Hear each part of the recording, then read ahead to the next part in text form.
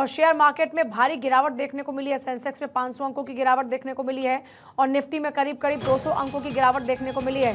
Share बाजार में आज अच्छी खबर नहीं है। शेयर बाजार खुलते ही गिरा और ऐसे में 500 अंकों की गिरावट। शेयर मार्केट में भारी गिरावट देखने को मिली है।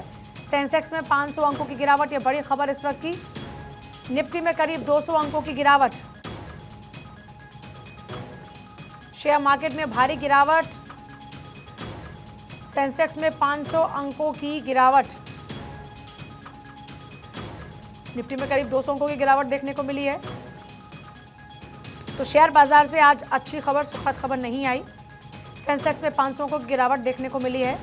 निफ्टी में करीब 200 अंकों की गिरावट। तो बाजार के लिहाज से आज का दिन बिल्कुल भी अच्छा नहीं है और खबर यह है कि बाजार आज गिरावट के साथ खुला है।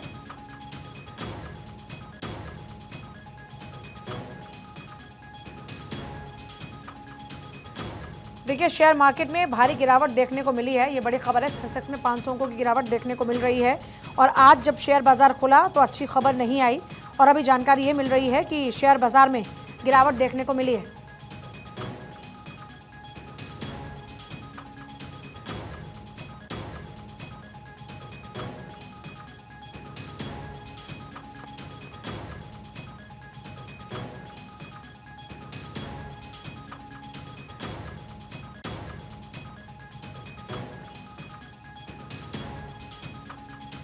हमारे साथ में जुड़ गए इस वक्त अर्थशास्त्री आकाश जी। सुबह भी आपसे बात हुई थी, लेकिन अभी आज का दिन अच्छा नहीं है।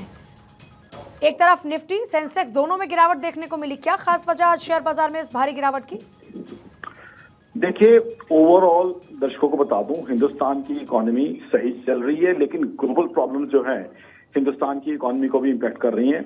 और रशिया यूक्रेन वॉर जो इंटेंस हुई है उससे दुनिया भर की इकोनॉमी इम्पैक्ट हुई है, क्योंकि जैसे मैंने सुबह भी दर्शकों को बताया, रशिया यूक्रेन वॉर ने ग्लोबल इकोनॉमी को बहुत नुकसान पहुंचाया है।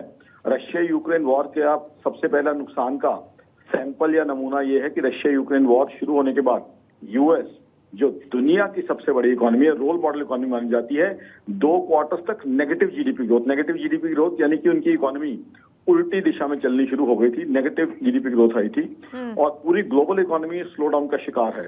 तो आज की तारीख में जियोपॉलिटिकल प्रॉब्लम्स जो हैं बहुत चल रही हैं। रशिया यूक्रेन वॉर अपनी जगह पे है, उसके अलावा इजराइल का इशू भी ये बहुत इंटेंस है। तो कहीं ना कहीं पे जियोपॉलिटिकल प्रॉब्लम्स का छाप ग्लोबल इकोनॉमी पे साफ दिख रही है। हमने देखा यूएस जैसी इकोनॉमी ने 2 बार रेट ऑफ इंटरेस्ट कम किया, तब भी वहां स्लो डाउन समाप्त नहीं हो रहा। अब उम्मीद ये है कि यूएस के नए प्रेसिडेंट इलेक्ट शायद वो रशिया यूक्रेन वॉर समाप्त करने की तरफ कोई चीज करें, आगे कोई ऐसा स्टेप लें जो रशिया यूक्रेन वॉर के खात्मे की तरफ आगे बढ़े। तो उससे कुछ उम्मीदें जो हैं ग्लोबल इकोनॉमी को बनती है। अदरवाइज ग्लोबल इकोनॉमी आज की तारीख में हमें मानना पड़ेगा स्लो डाउन का क्लियरली शिकार है और स्लो डाउन से रिसेशन में भी जा सकती है। बहुत शुक्रिया आपका इस पूरी जानकारी के लिए। यही स्लो डाउन अगर बरकरार रहा तो फिर इकोनॉमी रिसेशन की ओर भी जा सकती है। लेकिन आपको याद होगा 2008 का वो दौर भी जब रिसेशन पूरी दुनिया पर काबिज था, उस दौरान में भी भारतीय इकोनॉमी ने सस्टेन किया और माना जा रहा है कि अभी भी और इकोनॉमीज़ के मुकाबले भारत की इकोनॉमी सस्टेनेबल है।